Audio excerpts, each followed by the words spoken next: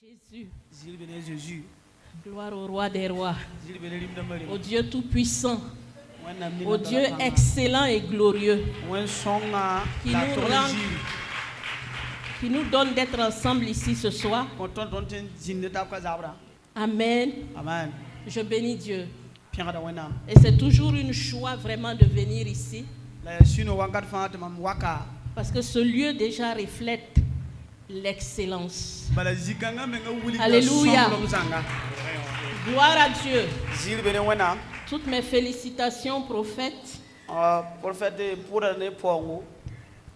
Je suis très contente chaque fois que je viens ici. Et on peut sentir l'excellence dans ce lieu. Et je parie par la grâce de Dieu que quand nous allons revenir la prochaine fois, on va avoir une climatisation centrale. On va avoir la peinture. Et on sera tranquille assis ici. La seule interdiction, c'est qu'il ne faut pas que la fraîcheur te fasse dormir. Tu as tout compris. Toute la gloire au Seigneur. Je suis vraiment très contente ce soir pour l'honneur qui m'est fait. Et comme je disais, je bénis le Dieu tout-puissant, le Dieu merveilleux, le Dieu excellent.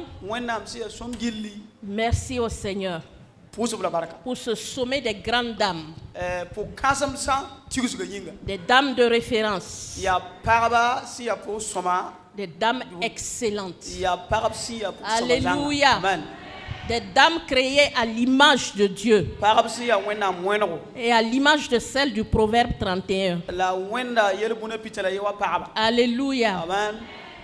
À Dieu soit toute la gloire. Je vous salue tous dans le merveilleux nom de Jésus qui nous réunit ce soir. Et je bénis le Seigneur pour mon excellent époux,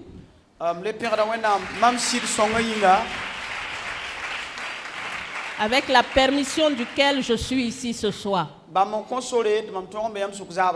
Alors il me charge de vous transmettre ces salutations et de vous dire que nous vous aimons, nous vous apprécions. Et continuez d'aller de l'avant. Le meilleur est encore devant. L'excellent est encore devant. Alléluia. Gloire à Jésus. Alors je bénis le Seigneur ce soir pour le leadership de notre fils spirituel, le prophète Élisée Ouedraogo.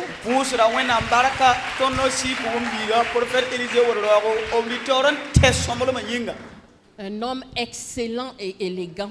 Je dis ça toujours.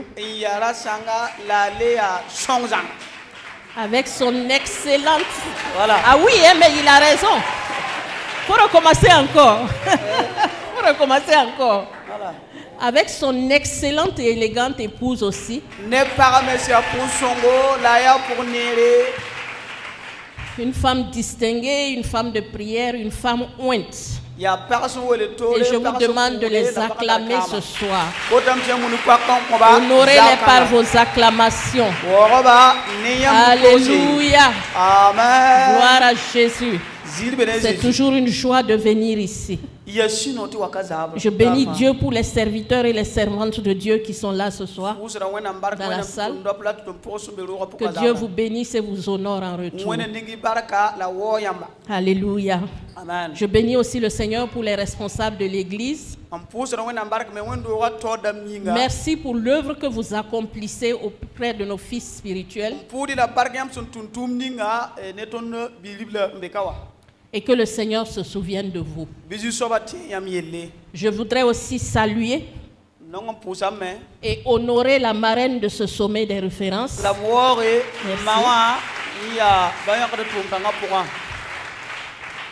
Merci beaucoup, Madame Zida, et merci aussi à toutes les oratrices et intervenantes. Alléluia. Que Dieu vous bénisse. Je veux aussi ce soir saluer toutes les délégations qui sont venus honorer ce rendez-vous divin. Amen. Je ne veux pas citer de nom, mais je veux reconnaître la délégation des Tsunamites de Grâce Academy. Que Dieu vous bénisse richement.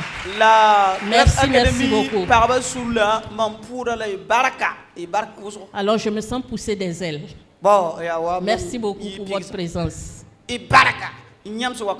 bonne fête à toutes les femmes. Bon sommet de référence. Et qu'à ce sommet de l'excellence, Dieu vous propulse encore dans des dimensions beaucoup plus grandes, des dimensions beaucoup plus élevées pour sa gloire. Alléluia. Saint-Esprit, que tu grandisses et que nous diminuions. Saint-Esprit, que tu grandisses et que nous diminuons. Saint-Esprit, prends toute la place dans le nom de Jésus. Et je salue aussi mon interprète. Alléluia. Amen. Gloire à Dieu. Amen. L'autoroute de l'excellence. Le thème là est tellement grand. Je demandais à ma fille, c'était quand même. Il dit, mais qui a choisi ce thème? Je dis, mais c'est moi, maman. Je dis, waouh. L'autoroute de l'excellence. Ça, c'est le thème qui nous défie ici ce soir. Et si nous voulons réussir, si nous voulons avoir du succès, il est temps que nous empruntons l'autoroute de l'excellence. Vous savez, nous avons tellement duré dans la médiocrité. Et cette médiocrité-là est devenue comme une marque déposée maintenant dans les églises. Et tellement de chrétiens aujourd'hui, malgré les changements, malgré qu'on avance, ils veulent toujours rester dans cette médiocrité. Ils veulent rester dans ce confort de médiocrité. Et ils justifient ça même deux fois par des versets bibliques. Ils vont vous dire que Dieu regarde au cœur. Dieu ne regarde pas seulement au cœur. C'est un Dieu grand que tu sers, un Dieu excellent. Dieu regarde à tout, corps, âme et esprit. C'est vrai, la Bible nous dit que de riche qu'il était, il s'est fait pauvre. Mais il s'est fait pauvre pour un but. C'était pour gagner le plus grand nombre. C'était pour un objectif. Et même ça, c'était pas le genre de pauvreté que nous on connaissait. Parce que la Bible nous dit qu'à sa mort, on tirait même son vêtement. Parce que son vêtement même n'était pas n'importe quel vêtement. Il avait un vêtement de qualité et les soldats luttaient pour se l'arracher.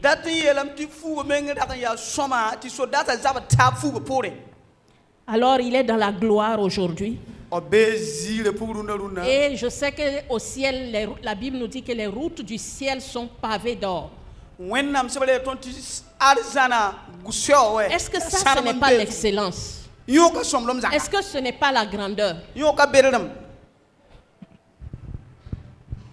Souvent, nous aimons beaucoup la médiocrité, mais ce soir, dans le nom de Jésus, je déclare que l'esprit de médiocrité soit chassé et brisé dans ta vie. Et c'est cette médiocrité qui nous fait dire toujours, en fait, nous voulons juste le strict minimum. Il faut dire à ton voisin, sors de là. Sors de là. Dis-lui encore, ça a trop duré maintenant. Demande-lui encore, tu n'es pas fatigué. Écoute-moi, la pauvreté n'est pas égale à la sainteté. Qu'est-ce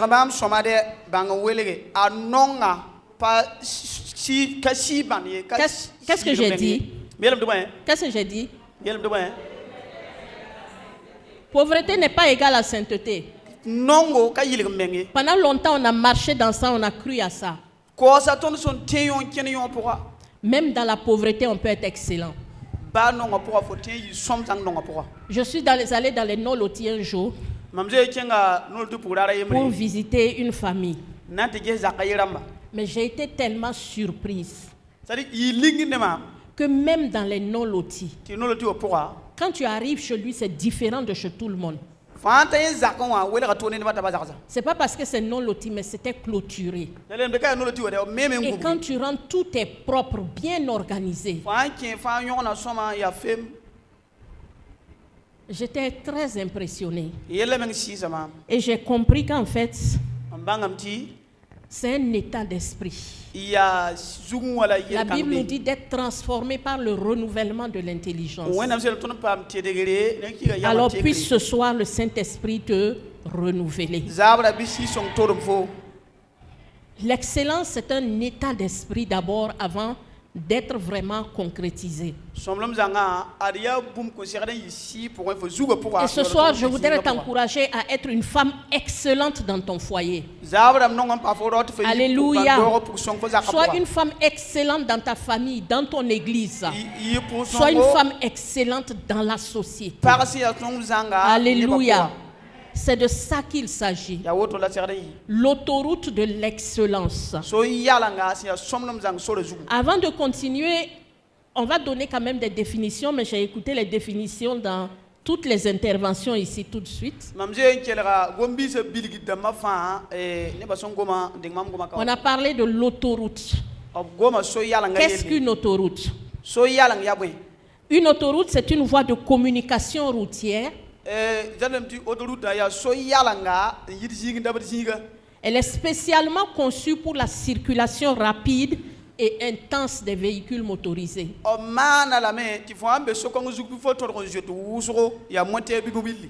L'autoroute est caractérisée par des normes de sécurité et d'aménagement spécifiques. Je ne sais pas si au niveau de la projection, quelqu'un peut rentrer peut-être dans Google et puis chercher l'image d'une autoroute.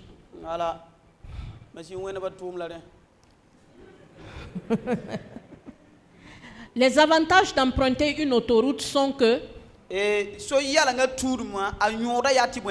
elle vous fait gagner du temps.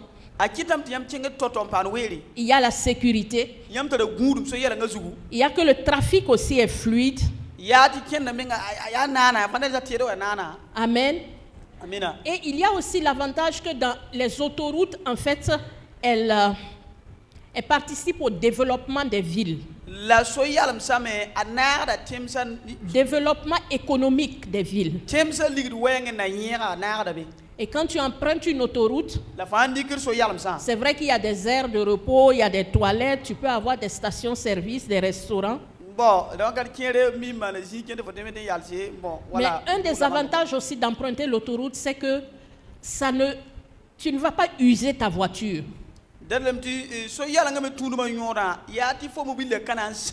Tes freins vont mettre du temps à se gâter. Tes pneus vont mettre du temps à se gâter. Ton embrayage aussi va mettre du temps à se gâter. C'est la différence qu'il y a quand tu roules sur les autoroutes et quand tu roules sur les routes en agglomération. À force de toujours trop freiner, on use les pneus, on use les freins et l'embrayage.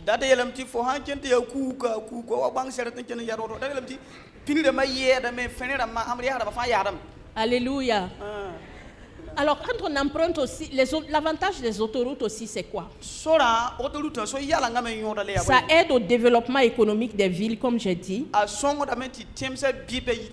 facilitant le transport des biens et des personnes. Les autoroutes stimulent aussi le commerce et le tourisme. Et les autoroutes rendent en fait les villes, les régions plus attractives. Et elles le rendent attractif pour les investisseurs, le tourisme et tout. Voilà, on a l'image d'une autoroute. Voilà, c'est une voie, c'est deux grandes voies séparées. Et vous pouvez distinguer des chaussées séparées. Et chaque voix est distincte. Il y a une voix qui part et il y a une autre qui revient. Et chaque voix est réservée à un sens de circulation. Les autoroutes sont séparées par un terre-plein central. Vous pouvez voir ça. Ou bien des glissières de sécurité, ils appellent. Et sur une autoroute, il y a une absence de croisement. Il n'y a pas d'intersection, il n'y a pas de je m'arrête à un feu ici. Non, non, non. Tu peux l'emprunter sur une cinquantaine de kilomètres, tu ne vas pas croiser un croisement. Alléluia. Amen. Et quand tu la prends, tu es obligé d'aller à la vitesse que ça t'indique. Alors ce soir, en venant sur l'autoroute de l'excellence, tu dois être conscient de tout cela. C'est une voie, quand tu l'empruntes, tu n'as plus le droit de faire demi-tour. Tu ne peux même pas faire demi-tour. Au Burkina, nous n'avons pas d'autoroute. En Afrique de l'Ouest même, on a des autoroutes au Nigeria,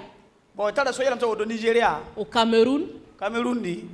Au Sénégal, on a une grande autoroute qui quitte Dakar, la ville, pour l'aéroport, parce que l'aéroport est très distant de la ville. Les autres semblants que nous avons, ce ne sont pas des autoroutes. On les appelle des autoroutes de liaison, quelque chose comme ça. Ce n'est pas des autoroutes. On en a à Abidjan, on en a à Lomé à la sortie, au Ghana. Ce n'est pas vraiment des autoroutes. Parce que quand vous regardez l'image là, vous allez vous rendre compte que sur une seule voie, dans un seul sens, vous pouvez avoir au moins 6 ou 7 véhicules. Vous voyez un peu, non? C'est très impressionnant. Moi, la première fois que j'ai pris l'autoroute, il y a un peu plus d'une année, quand j'étais allé voir notre fils, c'est impressionnant, je vous dis. Les premiers jours, j'avais peur quand on était en voiture parce que ça file tellement et puis tu vois plusieurs voitures, mais c'est impressionnant. Ça n'a rien à voir avec la circulation que nous on a ici.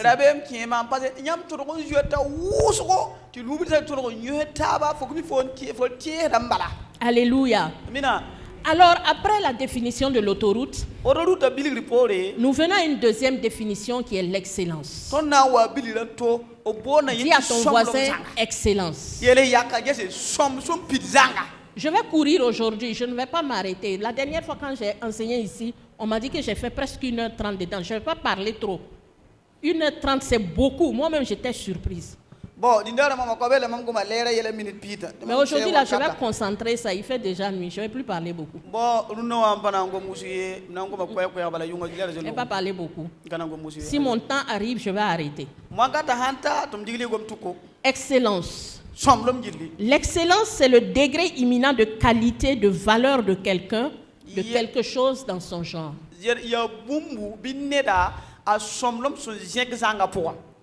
C'est le caractère de ce qui est excellent.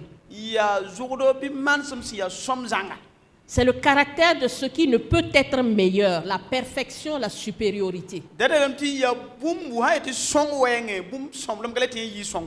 la définition biblique, l'excellence est un attribut divin. Et elle est une qualité que les croyants sont appelés à développer et à cultiver. Et elle se manifeste par la qualité supérieure de Dieu et une conduite morale et spirituelle exceptionnelle.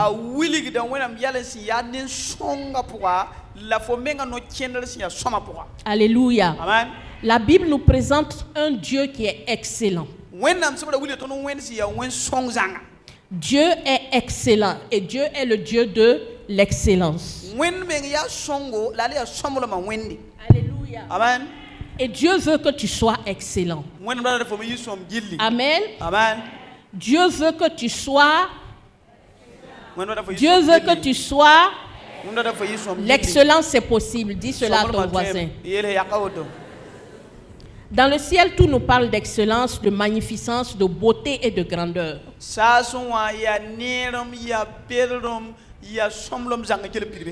Tout ce que Dieu crée est bon. Alors quand je suis rentrée ici, je crois que c'est la responsable des femmes qui était en train de parler et elle était en train de parler de la création. Et je crois que la marraine aussi a parlé de ça. Dans Genèse 1, tout ce que Dieu a créé était bon. Il a vu que cela était bon. Verset 10, Dieu vit que cela était bon. Verset 12, Dieu vit que cela était bon. Verset 18, Dieu vit que cela était bon. Verset 21, Dieu vit que cela était bon. Verset 25, Dieu vit que tout ce qu'il avait fait était très bon. Mais lui-même, il s'arrête, il constate et il l'apprécie.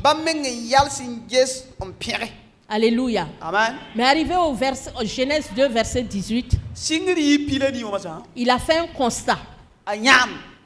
Et quand il a fait le constat, il a lui-même pourvu à la solution. Alléluia. Amen. Et il a arrangé ça lui-même. Et c'est là qu'il a couronné la création par la création de l'homme. Je dirais l'homme et la femme parce que les deux étaient un. Dieu a fait le constat d'une situation, il l'a arrangée. Toi aussi, tu dois apprendre à faire le constat des choses autour de toi. Si elles ne sont pas excellentes, travaille à les rendre excellentes. Je veux t'inviter ce soir à quitter les limites de la médiocrité. À chasser la médiocrité de ta vie, de ton milieu. La médiocrité ne sied pas à l'homme que nous sommes. Alléluia. Amen. La médiocrité ne sied pas aux chrétiens. Parce que nous avons été faits à l'image et à la ressemblance de Dieu, et notre Dieu n'est pas un Dieu médiocre. Alors ne sois pas négligent, ne sois pas paresseux, ne te cache pas derrière tes faiblesses pour te contenter de ce qui est médiocre. Les gens aiment dire c'est bon comme ça. Non, ça peut aller, ça suffit comme ça. Ou bien pourvu que je le fasse. On le fait pour le faire, mais il n'y a aucune idée et aucune notion d'excellence là-dedans. Et ça ne doit plus avoir sa place dans l'église. Amen. Amen. Ça ne doit plus avoir sa place dans ton foyer. Nous sommes à un sommet de femmes. La médiocrité ne doit pas avoir la place dans ta vie et dans ton foyer. Amen. Ce sont des excuses qui nous amène à dire ces choses. Refusons cela ce soir.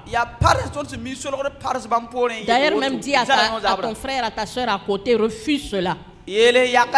Refuse cela. Et sors de là. Amen. Amen. Vous savez, les gens dans le monde ont compris qu'il faut être excellent et ils se battent pour cela. En tout, ils ont compris qu'ils doivent être excellents. Ils se donnent les moyens pour être excellents. La parole de Dieu nous montre que la parole de Dieu, je disais, nous a montré un Dieu excellent. Et elle nous montre comment nous devons faire pour être excellents. Alléluia. Amen. Et nous oublions cela Et on est en retard dans beaucoup de domaines. Aujourd'hui, alors que nous devions être un modèle et une référence, les chrétiens aujourd'hui, l'église aujourd'hui devrait être une église modèle, une église de référence, une église excellente. Aujourd'hui, l'église devrait donner envie aux gens de venir à l'église et d'être comme nous. Mais malheureusement, l'église ne joue pas son rôle. Dis à ton voisin, il faut que ça change. Il faut que ça change. Il faut que nous sortons de la mentalité des missionnaires colons. J'ai dit missionnaire colon, je n'ai pas dit missionnaire. Parce que les colons nous ont inculqué une mentalité, c'est pas possible. Genre, nous, on doit être toujours en bas, on doit être toujours pauvre, on doit être toujours misérable. Mais il y a des missionnaires aussi avec l'esprit de colon qui sont venus laisser ça en Afrique. Il faut que ça, alléluia.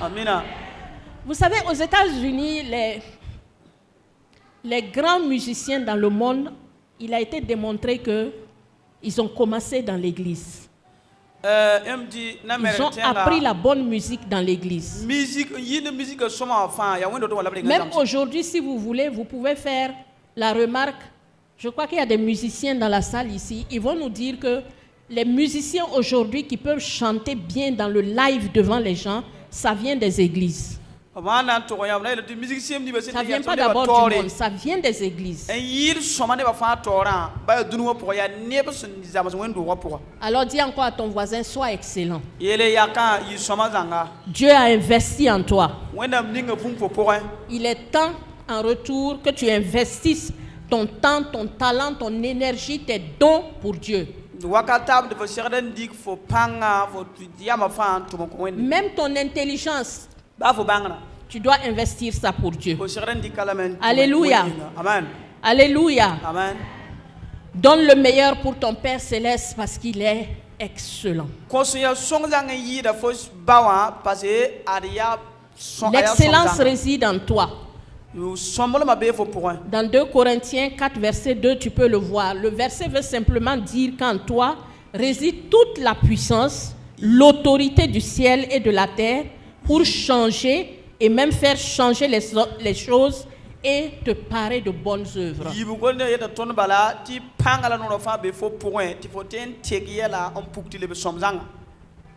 Pour tout ce que tu vas rencontrer qui va être comme une situation qui te dépasse, rappelle-toi que ton Père est le très haut et qu'il est excellent. Tu peux venir à bout de ça.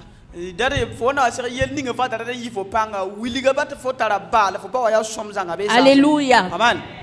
Et on nous a donné un passage dans Proverbe qui est le passage clé de de ce sommet des femmes de référence.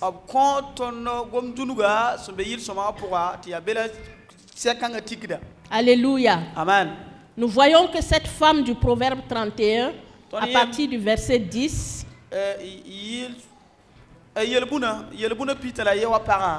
était une femme de référence. Alléluia. Amen. Et les versets qui nous ont été donnés ici, c'était le verset 25, 26 et 27. On dit de cette femme vertueuse qu'elle est revêtue de force et de gloire. Et elle se rit de l'avenir. Elle ouvre la bouche avec sagesse. Et des instructions aimables sont sur sa langue. Elle veille sur ce qui se passe dans sa maison. Et elle ne mange pas le pain de paresse. Alléluia. Amen. Ça, c'est la femme de référence par excellence. Mais dans la parole de Dieu, on a encore beaucoup de femmes de référence. Et je me suis servi aussi de l'exemple d'une autre femme de référence pour pouvoir vous faire ressortir quelque chose. Parce que nous n'allons pas seulement voir ce que c'est que l'excellence, mais je voudrais ce soir vous parler de comment cultiver l'excellence.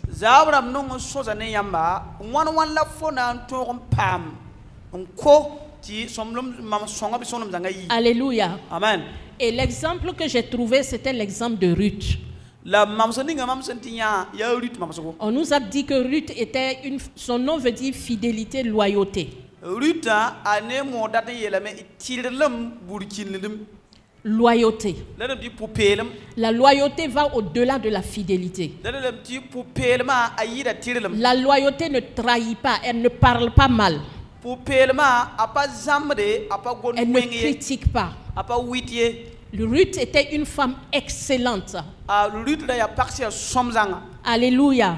Comme la femme du Proverbe 31. Et à travers la vie de Ruth, je voudrais vous amener à voir quelques points qui vont nous parler de comment on peut cultiver l'excellence.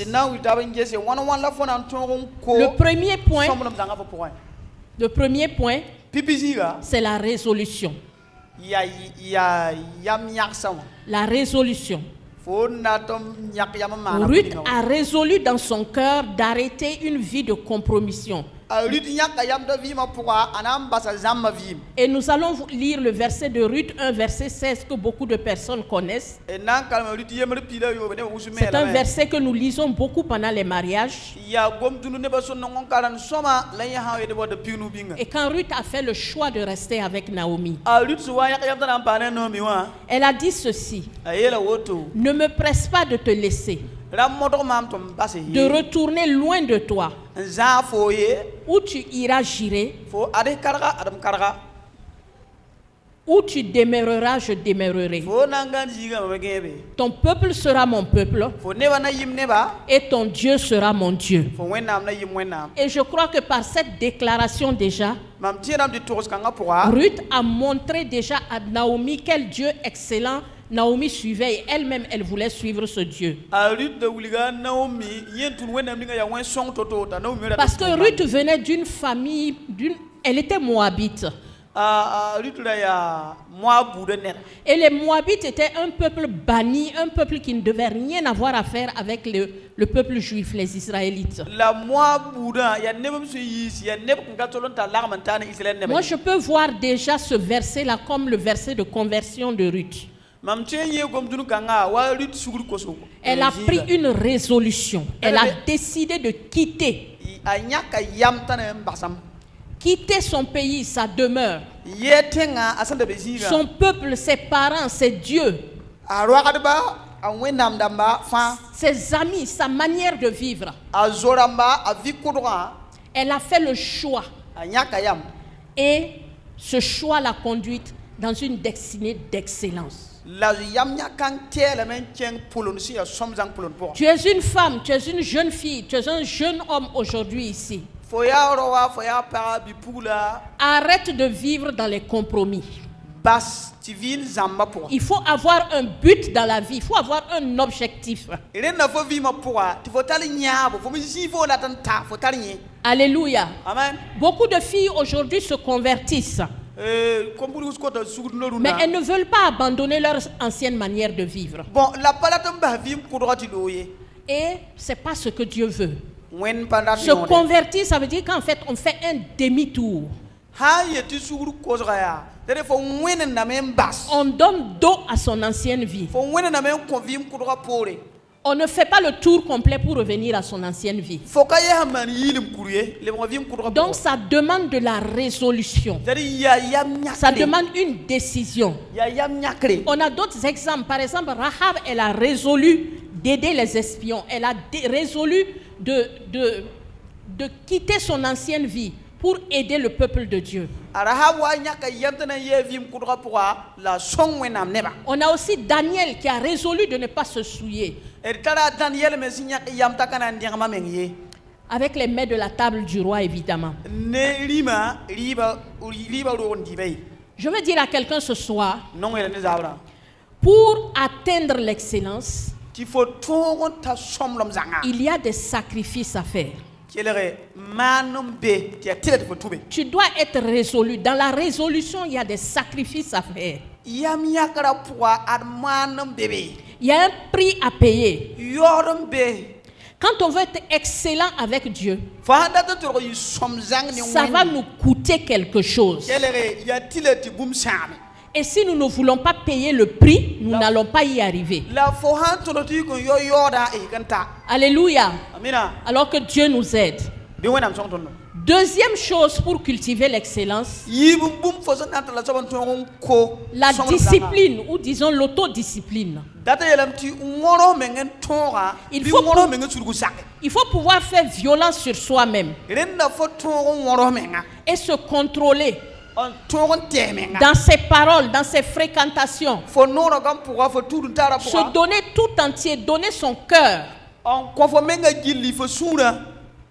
Donner son cœur pour Dieu qui t'a appelé. Il faut apprendre à se taire, à moins parler par exemple. Il faut apprendre à lire, à méditer la parole de Dieu. À la place de trop parler, réoriente tes intérêts ailleurs. Apprends à dire non à certaines fréquentations, à une certaine manière de vivre qui ne t'apporte rien.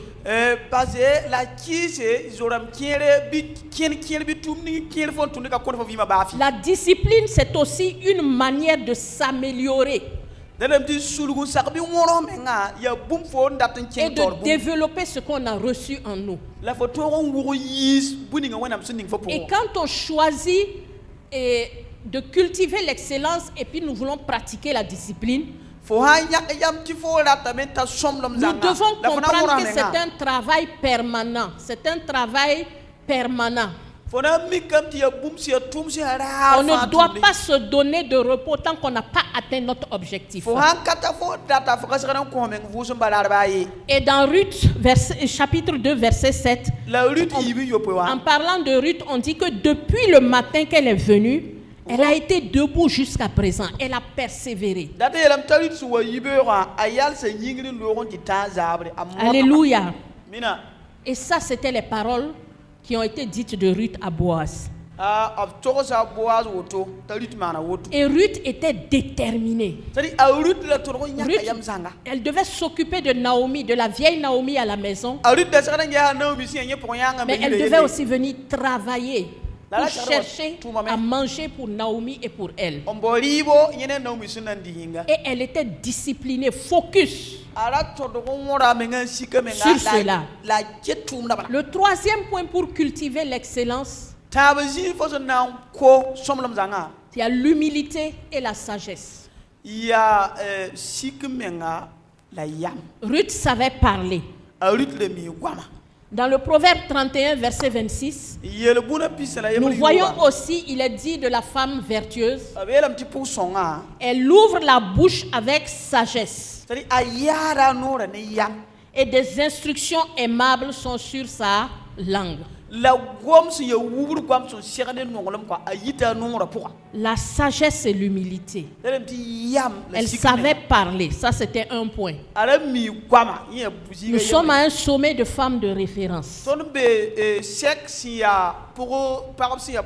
Est-ce que nous parlons bien?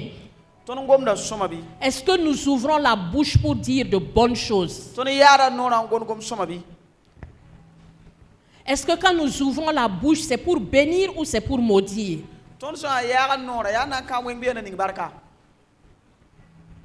C'est une question que je te pose. Dans ta maison, tous les jours, tu veux l'excellence, mais qu'est-ce que tu fais? Est-ce que tu passes le temps à insulter, à maudire ou bien à bénir?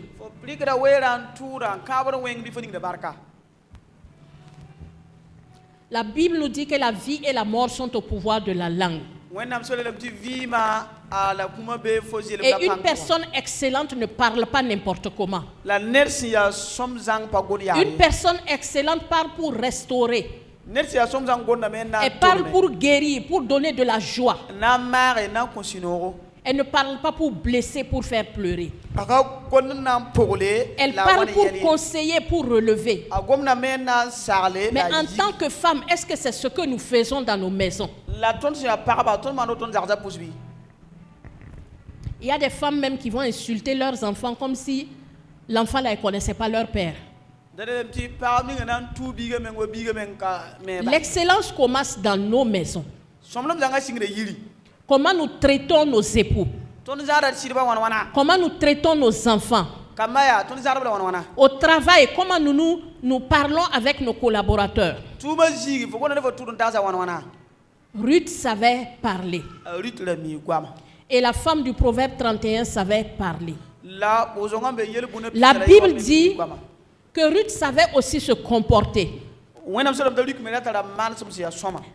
L'humilité précède la gloire, nous dit Proverbe 15, 33. Proverbe 18, 12 aussi. Et Boaz a remarqué tout cela en Ruth. Il a remarqué qu'elle ne parlait pas beaucoup, mais elle parlait bien. Alors, il a eu comment je peux dire, une certaine affection. Voilà. Hein? Il y a le feu qui s'est allumé dans ses yeux pour Ruth. Tu es peut-être une jeune fille ici aujourd'hui, hein, je vais te dire. Fais très attention. Peut-être qu'il y a quelqu'un quelque part qui te regarde, qui t'observe, qui te cherche, qui a des intentions. Et la personne regarde. Si tu parles mal, tu vas tout gâter. Pourtant, ça pouvait être la chance de ta vie. Ça pouvait être la grâce de Dieu, la faveur que Dieu a menée vers toi. Alors, fais attention désormais quand tu ouvres la bouche. Boaz a remarqué Ruth. Et Boaz a aimé Ruth. Alléluia. Amen. Et on l'a invité à tremper son pain avec les ouvriers. Mais elle était tellement bien éduquée. Au contraire, elle est restée à côté. Elle ne s'est pas mélangée parmi les gens. Ça fait partie en fait du savoir-vivre, du savoir-être. Et quand tu veux être excellent, tu dois cultiver le savoir-vivre et le savoir-être. Une autre personne à la place de Ruth, on l'a invitée de venir tremper son pain. Elle allait venir bousculer les gens pour tremper son pain et même avaler plus que tout le monde. Mais elle est restée à l'écart. Elle a observé. Elle ne s'est pas mélangée. Alléluia. L'excellence va avec le savoir-vivre et le savoir-être. Donc ton comportement, tes paroles, tes attitudes peuvent te qualifier ou elles peuvent te disqualifier. Que Dieu nous aide. Apprenons le savoir-vivre. Nous voulons être excellents. Apprenons le savoir-vivre. Apprenons à acquérir les bonnes manières. Beaucoup de chrétiens travaillent dans des services avec des patrons chrétiens, mais ils n'ont aucun respect envers eux. Papa nous a raconté une histoire il n'y a pas longtemps dans une prédication où un jeune est parti à un entretien d'embauche et puis une des personnes qui faisait l'entretien était un chrétien, quelqu'un de... Non, pas un chrétien, quelque chose, comment on appelle? Un parent à plaisanterie. Et puis bon, les gens se présentent et tout, et puis il dit, il commence à parler au monsieur comme s'ils étaient au marché pour lui dire, toi-même tu es mon truc, mon esclave, pourquoi on ne fait pas des choses comme ça. S'il avait un peu appris ce que c'était que le savoir-vivre, le savoir-être, si c'était quelqu'un qui aspirait à l'excellence, il n'allait jamais se comporter comme ça. Ce n'est pas parce que quelqu'un est ton frère en Christ, ton patron est ton frère en Christ, que tu dois t'amuser, tu vois, à le traiter d'une certaine manière.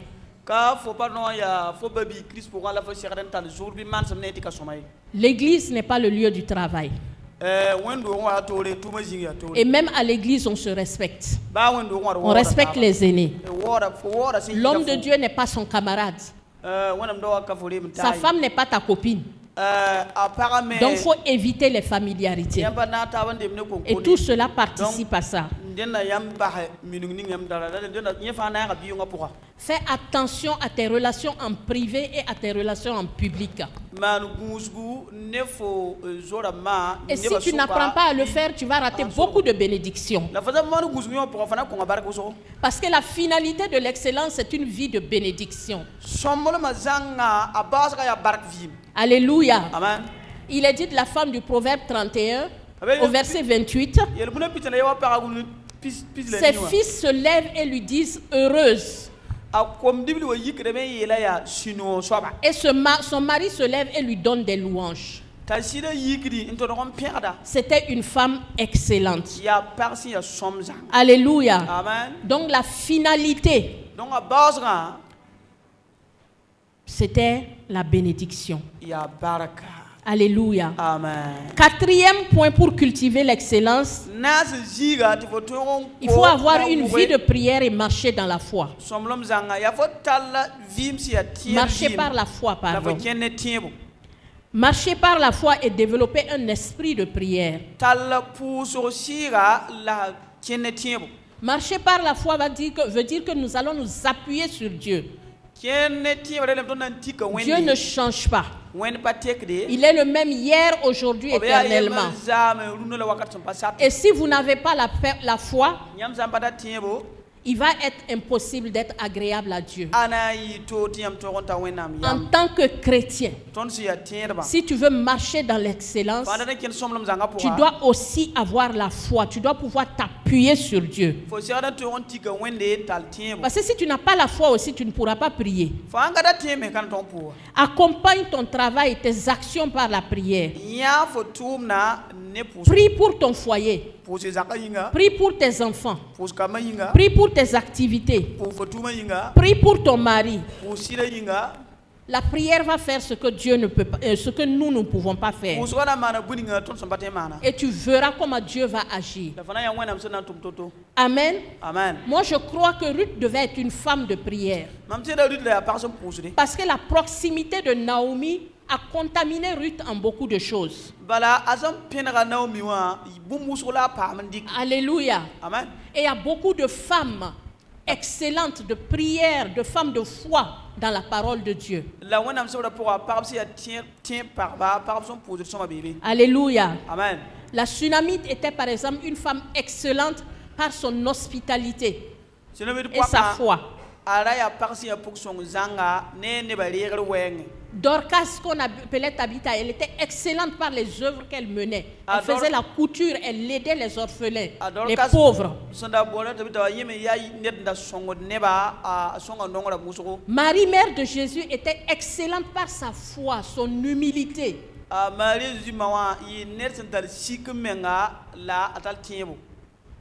Je ne peux pas les citer toutes, mais je vais m'arrêter à ces exemples. Mais elles étaient toutes des femmes de prière. Alléluia. Amen. Des femmes excellentes dans leurs œuvres. Des femmes qui ont atteint leurs objectifs parce qu'elles avaient la foi et elles marchaient par la foi et elles priaient aussi. Elles avaient une vie de prière. Aujourd'hui, nous pouvons nous habiller de leurs bonnes œuvres pour pouvoir encore mieux servir et encore mieux faire.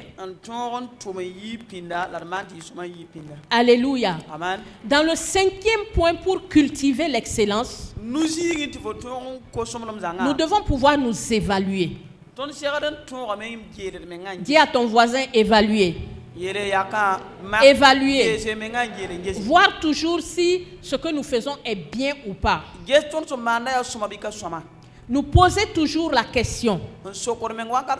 Est-ce que si Dieu était là à cet instant précis, qu'est-ce qu'il allait penser de ce que je fais? Est-ce qu'il serait fier de moi? Pour dire quoi? Tu dois être aussi, dans cette évaluation, tu dois prendre conscience que tu dois être toujours constant dans tes habitudes, tes attitudes, pardon.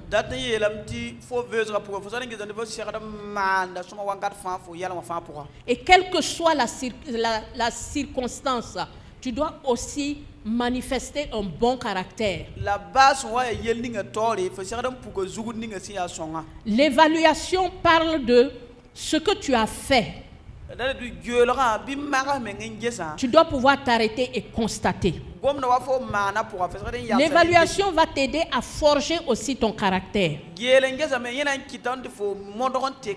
L'évaluation va t'aider à voir est-ce que tu es un homme fait, un homme sur qui on peut compter, un homme qui persévère dans ce qu'il fait.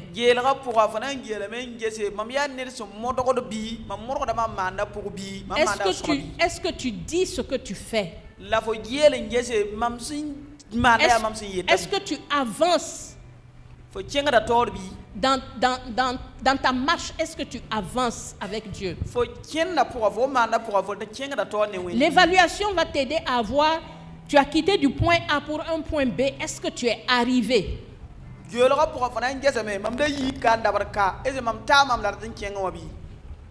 Ce que tu dis, tu le fais. Et tu avances, tu persévères. Ruth était une femme de caractère, une femme serviable et fidèle. La femme du Proverbe 31 était aussi une femme de caractère. Quand dans le verset 25, on nous dit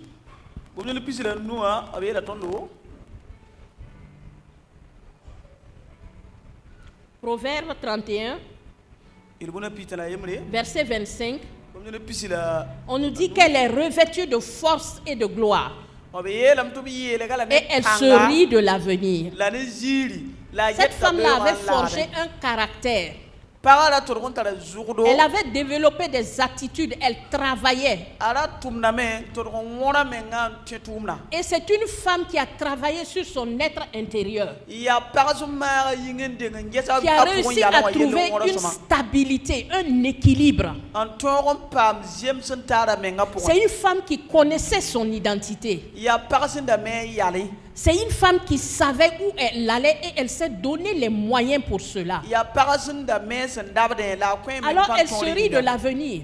Même si on dit que demain est sombre, elle n'a pas peur. Parce qu'elle sait qu'elle est préparée pour demain. Elle a pris déjà tout ce qu'il faut comme mesure pour cela. Alléluia. Et ce soir, nous voulons bénir Dieu. Et que Dieu puisse nous aider à pouvoir toujours, comment je peux dire, marcher toujours dans ce chemin de l'excellence, à cultiver ces différents aspects que nous avons vus. Laissons Dieu travailler en nous, laissons Dieu nous former. Acceptons de passer par toutes ces étapes que j'ai citées. La résolution, payons le prix. L'autodiscipline. L'humilité et la sagesse. La marche par la foi, la prière. Et acceptons de nous évaluer pour voir où nous en sommes par rapport à où nous allons. Alléluia. Amen. L'excellence ne dépend pas d'un coup de chance. L'excellence ne dépend pas d'un effort éphémère. Il faut redoubler d'efforts. Il faut persévérer en vue du succès qu'on veut atteindre. Et ce succès-là, quand tu vas l'atteindre, s'il te plaît, ne pense pas que c'est fini. Parce que souvent, c'est l'erreur que nous commettons. On s'est donné un objectif. On est arrivé là-bas, on est content. Et on trouve que c'est bien. On reste là. On commence à développer une zone de confort. L'excellence, c'est pas ça. Il faut chercher toujours à s'élever, à aller encore plus loin devant toi.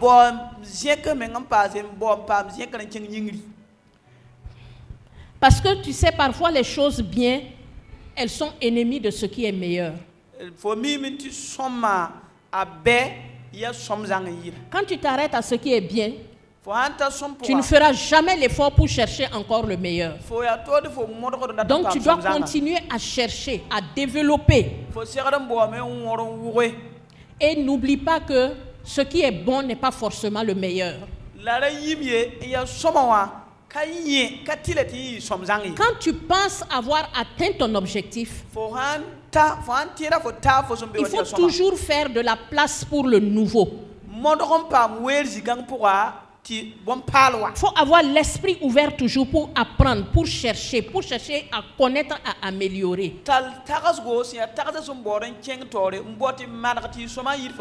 Cette génération n'aura pas d'excuses devant Dieu. L'excellence d'aujourd'hui ne sera pas forcément l'excellence dans un mois. Aujourd'hui, nous sommes le 31 octobre.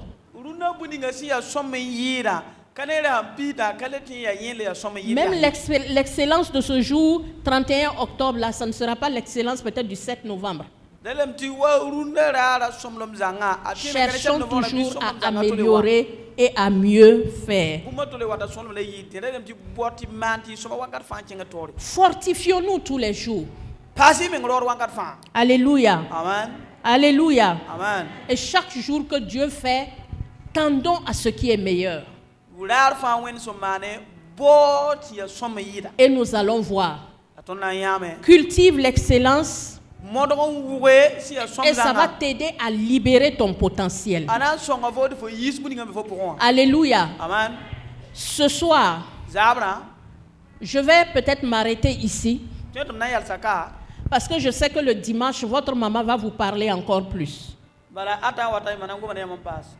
Ce soir, j'ai eu à cœur de vous parler plus de cultiver l'excellence. Mais maintenant, quand tu es une femme, comment tu peux faire pour cultiver l'excellence dans ton foyer? Merci beaucoup. Donc je disais, quand vous voulez être une femme excellente dans votre foyer, il faut travailler. Dieu nous a envoyés sur terre avec une mission. Et la mission, c'est d'être quoi?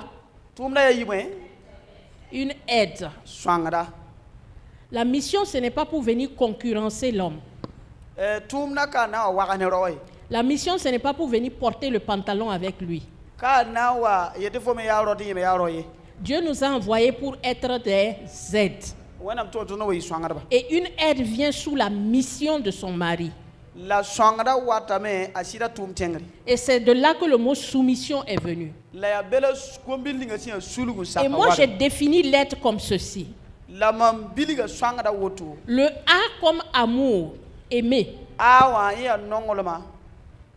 Une aide ne doit pas avoir de problème pour aimer. En général, les femmes n'ont pas de problème pour aimer. Et je m'amuse souvent à dire, c'est à cause de ça que Dieu veut qu'elle soit soumise.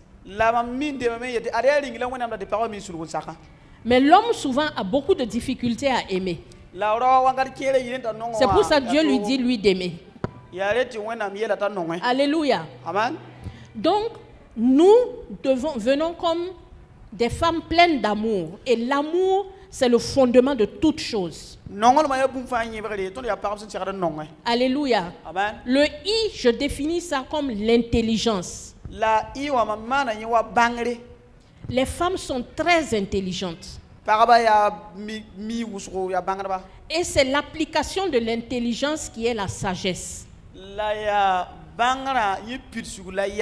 La Bible nous dit que la femme sage fait quoi? Elle bâtit sa maison. Ça veut dire qu'elle travaille. Tous les jours que Dieu fait, elle travaille. Alléluia. Amen. Le I, j'ai dit intelligence. Le D, j'appelle ça le discernement. Et le discernement, Ça vient aussi avec la prière. Donc soyons des femmes de prière, des femmes de discernement, de révélation. Et le E, je mets ça pour élégante, je peux mettre ça aussi pour excellence. Donc dans l'aide, là, il y a tout ça. Et Dieu sait pourquoi il nous a fait venir comme des aides. Nous venons pour aider, nous ne venons pas pour rivaliser. Alors, dans l'aide que tu es là, Dieu a tout placé. Il nous a créé multitâches. Et nous pouvons faire beaucoup de choses à la fois. C'est pour ça que tu vas trouver que la femme, elle est la mère, elle est l'épouse, elle est l'amie, elle est le bonheur de l'homme, elle est la cuisinière, elle est l'infirmière, elle est l'enseignante. Elle fait beaucoup de choses dans la maison. Et c'est ça qui amène l'équilibre dans le foyer.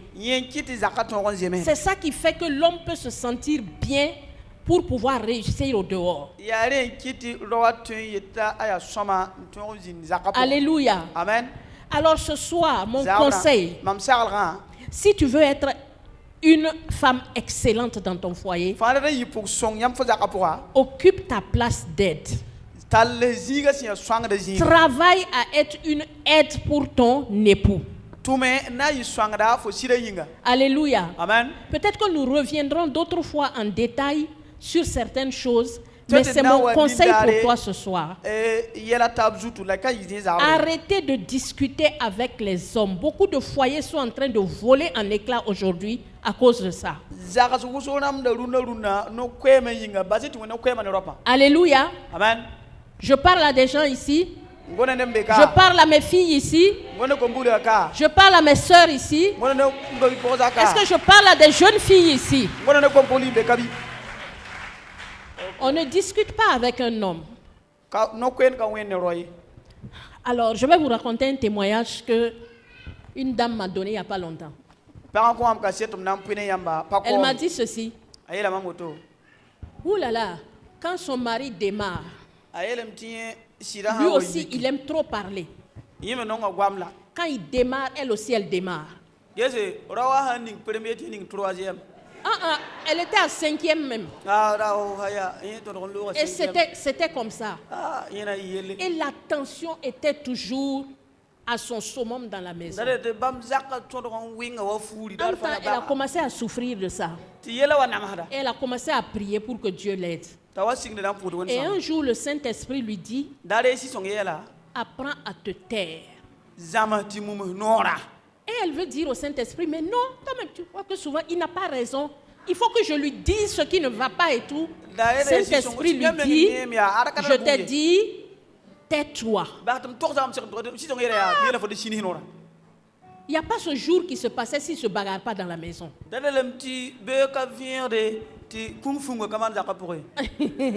Alors, elle a commencé à faire cet exercice. Elle dit que les premiers jours, c'était terrible. Quand il parle, elle veut parler, elle se rappelle que Saint-Esprit lui a dit, tais-toi. Pendant ce temps, son pied tape sous la table. Tellement elle veut répondre.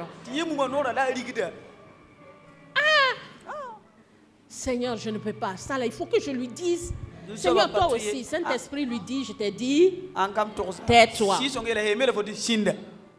À un moment donné, elle a commencé à accepter qu'elle doit se taire. Et quand il commence, elle ne dit plus rien. Un jour, le monsieur s'arrête, il lui dit, mais je parle et puis tu ne réponds plus. Et puis elle lui dit, mais pourquoi je vais répondre? Tu parles, je parle, tu parles, je parle. On ne se comprend pas, on ne s'entend pas. Je suis en train de t'écouter. Le monsieur a fait ça 2, 3, 4 fois. Et la dernière fois où il a arrêté, quand il a commencé à parler, après il s'est arrêté et puis il a dit, d'ailleurs même c'est pas la peine que je te parle parce que je me sens idiot quand je te parle.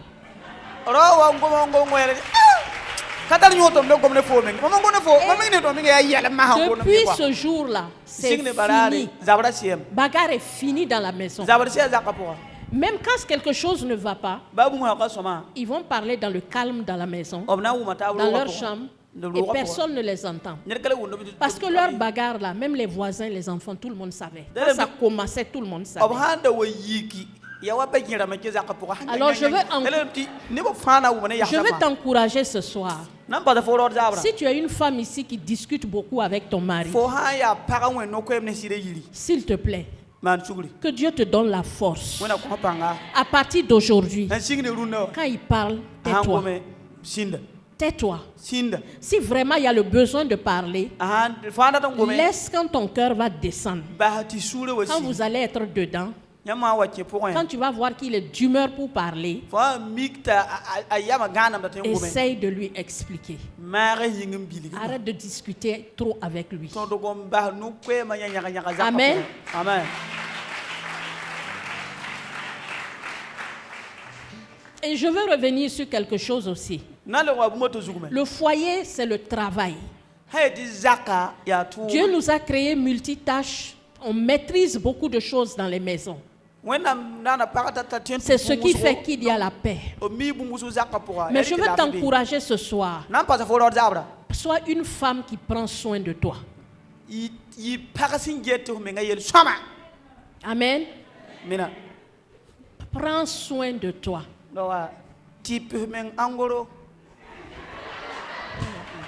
Vous voyez ce qu'il a dit, non? Prends soin de toi sur tous les plans. Parce qu'il y a beaucoup de femmes, c'est comme ça. Quand elles se marient, là, c'est fini. Le mariage n'est pas une finalité, ce n'est pas un aboutissement. C'est là que tout commence.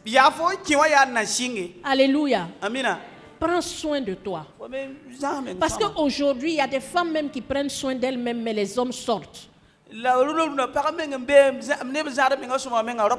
Et si tu es chrétienne sous le son de ma voix ce soir, prends soin de toi.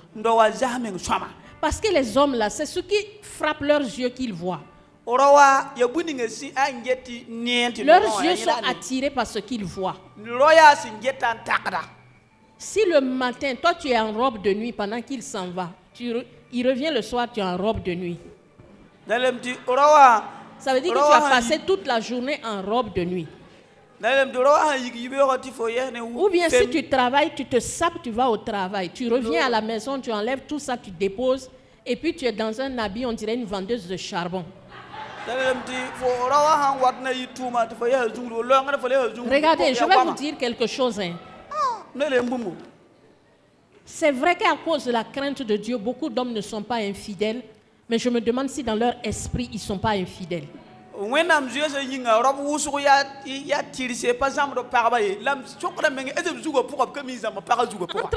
il y a une secrétaire au bureau qui s'arrange très bien. Qui est très belle comme Madame Kaboré assise ici.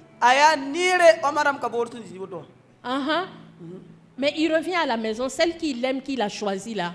Elle, c'est autre chose. Doucement, doucement, là, tu es en train de le pousser à sortir. Sois excellente dans tout ça. Excellente pour toi-même, pour ton mari. Excellente pour tes enfants, pour ta maison. Veille sur sa nourriture.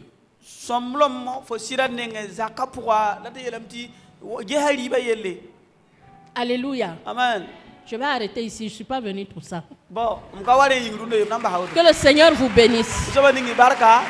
Que le Seigneur vous bénisse. Que Dieu vous fasse du bien. Je prie ce soir dans le nom de Jésus. Que la médiocrité soit bannie de ta vie. Je prie ce soir au nom de Jésus. Que la paresse soit bannie de ta vie.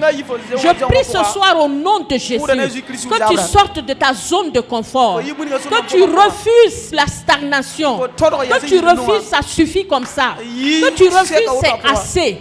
Mais que tu te dises toujours: Je peux faire mieux. Je peux aller de l'avant. Je vais faire mieux. Je vais exceller. Je suis la meilleure. Mon Dieu est excellent. Alors je dois être excellente. Mon Dieu est bon. Alors je dois être bonne. Mon Dieu est grand. Alors je dois tendre vers la grandeur. Ce soir, dans le nom de Jésus, je prie que tes pensées qui avaient été formatées sur tout ce qui est pauvreté, misère, bassesse, que ces pensées soient reformatées dans le nom de Jésus. Que tes pensées soient transformées dans le nom de Jésus. Que l'esprit d'excellence vienne sur toi ce soir. Dans le nom de Jésus. Reçois l'esprit d'excellence pour être une femme excellente, pour être une épouse excellente, pour être une mère excellente. Reçois l'esprit d'excellence pour exceller dans tout ce que tu fais.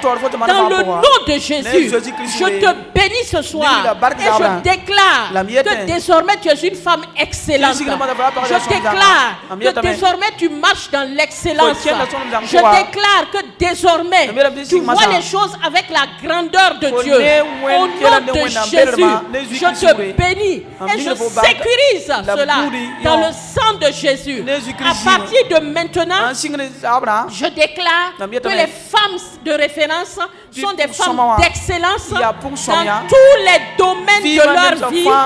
Au nom du Père, du Fils et du Saint-Esprit. Amen. Amen. Amen. Merci Jésus. Amen.